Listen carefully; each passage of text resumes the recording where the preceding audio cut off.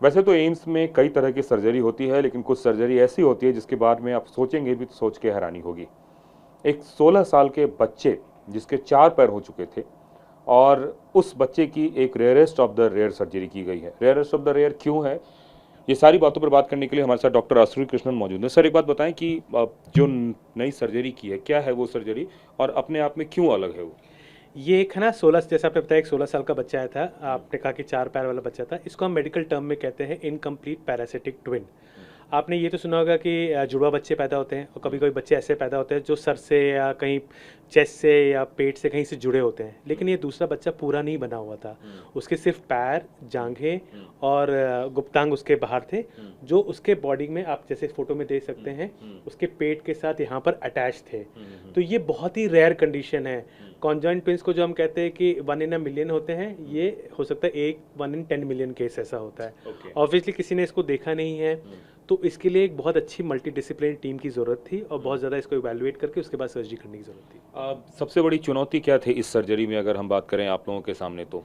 अच्छा, चुनित थी। आप ये सोचेंगे कि मैंने अपने मेरा मेडिकल करियर हालांकि अभी इतना बड़ा इतना लंबा नहीं हुआ है, तो मैंने तो पहली बार देखा है। जो मेरे सीनियर्स हैं उन्होंने अपनी लाइफ टाइम में कभी नहीं देखा। तो पहला चैलेंज तो यही था कि फर्स्ट टाइम हम ऐसा केस देख रहे थे। दूसरा चैलेंज था कि इसको हमको देखना था कि ये चीज़ इसके बॉडी में कहाँ कहाँ अटैच्ड है। कोई मेजर स्ट्रक्चर तो नहीं जहाँ ये अटैच, जैसे कहीं हार्ट में तो नहीं अटैच्ड है, जो आपका डायफ्राम होता है वहाँ पर तो अटैच नहीं है, कोई अंदर लिवर या उसके आंतों के साथ तो अटैच नहीं है। इसलिए हमने इसका सीटी स्कैन ये सब करा के देखा।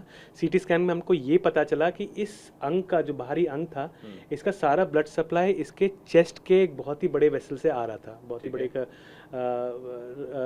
वो था, आर्टरी था जिससे आ रहा था। साथ में इसके पेट के अंदर 2 बड़ी बड़ी गांठें थी, जो भी इस वाले पैरासाइट के साथ अटैच थी। तो ऐसा लग रहा था जैसे कि उसके जो अंदर का जो पेशेंट का जो बॉडी था ना, बाकी जो पेट और जो चेस्ट था वो अंदर ही रह गया, लेकिन वो पूरी तरह बन नहीं पाया। तो इसीलिए बड़ी कॉम्प्लेक्स सर्जरी थी। तो पहले तो हमको इसको डिटैच करना था, इसके ब्लड सप्लाई को रोकना था।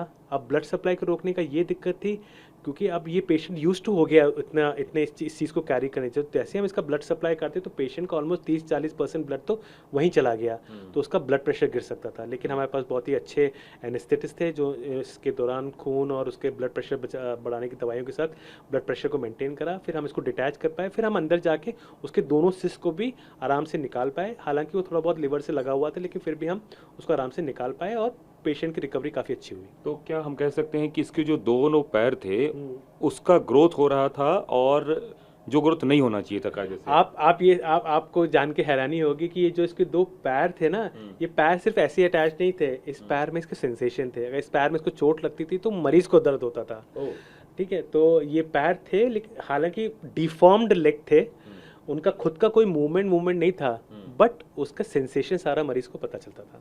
एक बात बताएं कि इस उम्र में सर्जरी करना, क्योंकि काफ़ी ज़्यादा बॉडी के पार्ट्स डेवलप्ड हो जाते हैं, कहते हैं कि बचपन में सर्जरी शायद थोड़ी आसानी होती है, तो अभी काफ़ी मुश्किल था। आप लोगों को लगा कि शायद नहीं भी हो पाएगा ऐसा कुछ? हाँ, स्टार्टिंग में तो जब हमने मरीज़ देखा था, क्योंकि पहली बार देख रहे थे, हमको लगा कि मरीज़ की सर्जरी काफ़ी कॉम्प्लेक्स होगी, क्योंकि ऑब्वियसली बच्चा इतना बड़ा हो गया इस चीज़ के साथ, तो उसकी बॉडी काफ़ी यूज्ड हो गई। सडनली उसको निकालने से हो सकता है प्रॉब्लम्स आए।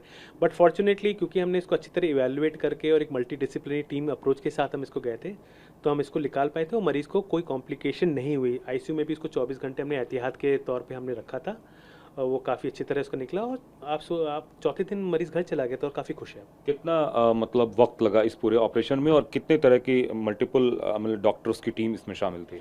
तो ये टोटल ऑपरेशन 2 से ढाई घंटे इस ऑपरेशन में हमको लगा।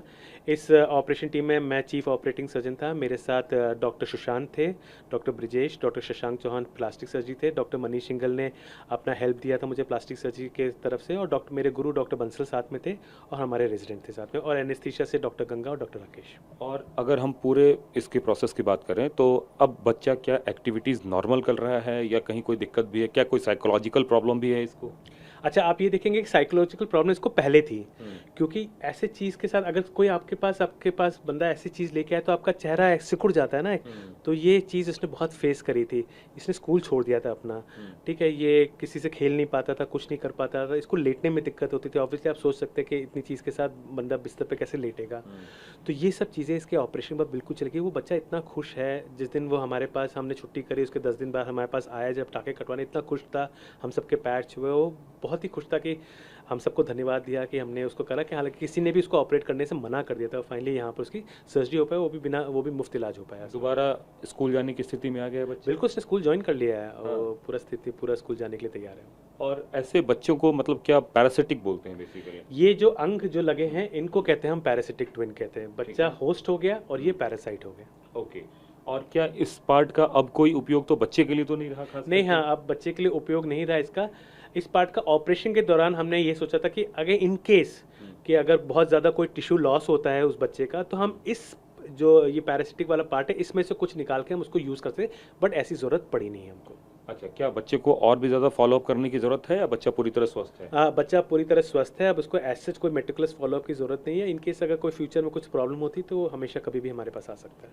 तो ये जो rarest of the rare surgery आपने देखी एम्स में, एक अच्छी बात यह है कि बच्चा पूरी तरह स्वस्थ है, और सबसे अच्छी बात है गरीब लोगों के लिए जो एम्स के डॉक्टर मसीहा बन के आते हैं, इनके लिए यही सब कुछ है। क्योंकि ये सर्जरी मेरे ख्याल से अगर बाहर किसी प्राइवेट हॉस्पिटल में होती तो लाखों में खर्च आता है इसका कम से कम। हाँ, अंदाज़ा तो होना चाहिए। अब एग्जैक्टली कितना होगा ये तो बताना मेरे लिए मुश्किल है। हाँ, ऑब्वियसली अब प्राइवेट में जाएंगे तो ऑब्वियसली उन सब का जो भी स्ट्रक्चर होता है, उनका फीस का स्ट्रक्चर, वो सब तो पे करना ही पड़ता है। तो ऑब्वियसली वो लाखों में तो खर्चा, इतना कॉम्प्लेक्स सर्जरी में लाखों का खर्चा तो ज़रूर आता है। चलिए, तो नई जिंदगी देने के लिए शुक्रिया। कैमरामैन कपिल के साथ कुमार कुंदन, TV9 भारतवर्ष, दिल्ली।